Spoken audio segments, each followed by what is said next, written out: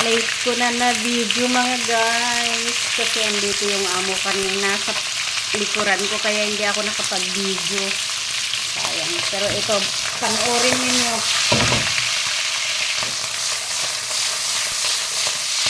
Pato. Yan pato. Lulutuhin natin ng beer. Yan. Ito yung beer. Chinese beer. Ilang ml? 2 liters. 2 liters. Iluluto natin tong pato sa 2 liters na beer.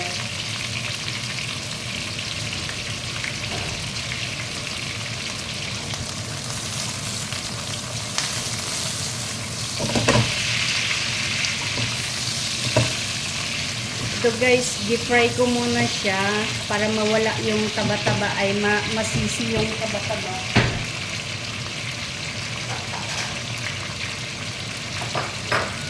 Tapos alisin natin yung taba-taba kasi delikado yan sa katawan.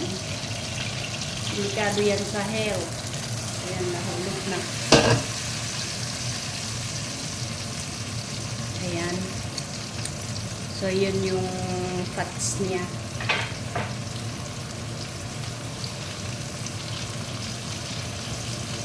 Tapos, pagkatapos nating nasisi yung taba, lagay natin mga luya. Tsaka, imekos-mekos natin para mamekos siya. Alam nyo ba yung mekos-mekos? Ganyan daw, mix-mix. Ayan. Tapos, ihanda ko na rin yung beer natin kasi kailangan ilagay natin sa isang kaldero.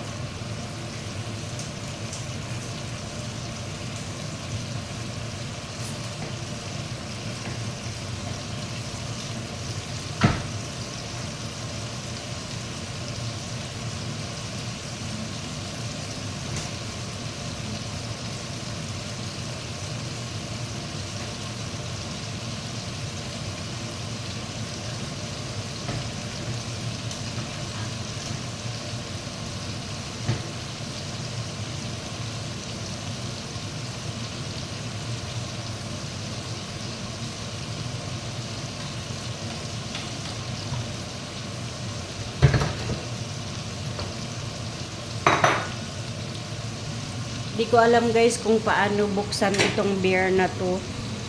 Wala man kasing instruction na kuwan nakasulat. Kaya kailangan nating butasan. Tapos ibuhos natin sa kaldero.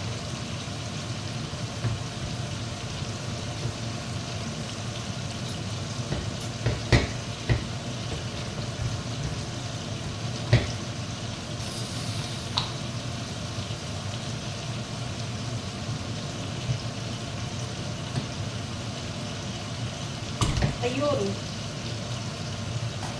Ayan, lumubog na guys. So, buhos natin dito. Beer.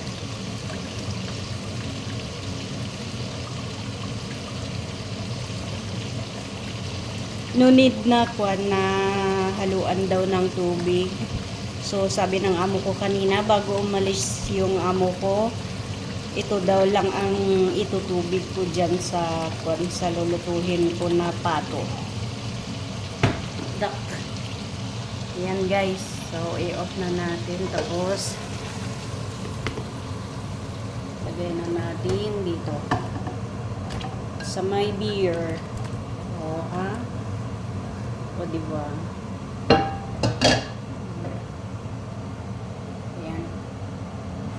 So, i-on na natin yung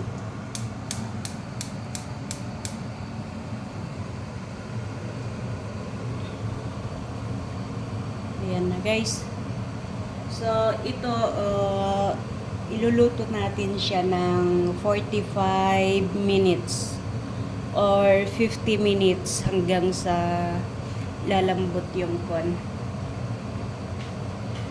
Sa lalambot yung matigas kasi ito matigas to eh. So lulutuin natin siya hanggang sa lalambot siya kasi matigas. Kaya lulutuhin natin para lalambot. Ayan. Para maluto at para maulam, ganun. Kasi hindi naman yan maulam pag hindi luto. 'Di ba? 'Di ba, 'di ba, 'di ba? Ayan. So, ayan guys. Malalasing tayo nito kasi ang beer niya sabaw ay ang sabaw niya beer. Bleh. Ang pangit ng lasa. Lasang beer. Pero pag luto na siya, sigurado masarap yan guys. Ayan. Pangalawang beses ko na to gagawin. Noon nagawa ko na siya, okay naman siya. Sabi nila, masarap daw. In Chinese, hindi ko alam, nakalimutan ko na. Pero palagi ko namang naririnig, yummy daw, yummy. How can? Ganun ay. Good, ganun ay. Good daw. So, ayan guys. So, close natin siya hanggang sa mag-boil. Pag nag-boil na siya, ihinay natin yung apoy. Tapos, 45 minutes. So, ganyan. No need na i-wait natin yung 45 minutes. Kasi tatagal pa yun. Baka dito na naman yung mga amo ko mamaya. So, ikat ko na to at i-pre-premiere ko na ngayon. So, lahat yung mga nanood, lahat yung mga manunood pa, thank you sa pagsuporta ninyo. Kasi trying hard ako na mag-vlog at ito nga, nagka-try na naman na mag-gawa ng 1 week na yata na hindi ako nakapag-premiere. Mula nung last premiere ko, Sunday yun, pero hindi ko na yung premiere ko. Hindi ko na subaybayan. So, ngayon, ito, gagawa ako ng premiere. Ito yung premiere ko ngayong Saturday night. Alis ako mamaya. Ngayon, naka-live si Tita Celine. So, ipapasok ko ngayon itong live ko. Itong nagawa kong vlog ngayon, ipapasok ko kay Tita Celine. At, sana patamsak, pa-like, and bahala na kayo kung isi-share nyo. Basta thank you sa lahat. Salamat sa inyong mga suporta. Baka after 2 years pa ako mamoni nito, pero hindi ko naman hinahabol yung money kaagad kasi wala pa akong time mag-live. Siguro pag nakauwi na sa Pinas, saka na lang makapag-live ng todo. Kasi habang nandito pa ako, busy pa sa work, ganun. Part-time lang ako sa YT pag may time, ganun. So, salamat guys. Bye-bye. 8 minutes. Okay na. Bye-bye guys. Thank you. Next premiere ulit ha. Hintayin ko pa tong maluto. Ang style nito magiging adobo style siya. Kasi hintayin ko na mawala yung tubig hanggang sa maglapot-lapot yung tubig. Tsaka ko lalagyan ng konting soy sauce, oyster sauce, at saka magic sarap. Yun lang yun. Huwag na yung asin kasi yung oyster sauce at saka soy sauce, maalat na yun. Pati yung magic sarap, maalat na rin yun. So, pag naghalo-halo yung tatlo na yun, magiging may lasa na. Kasi pag lalagyan pa ng asin siya, maalat na talaga. So, yung tatlo lang yun ang ingredients ko para dito. Bye-bye! Thank you very much!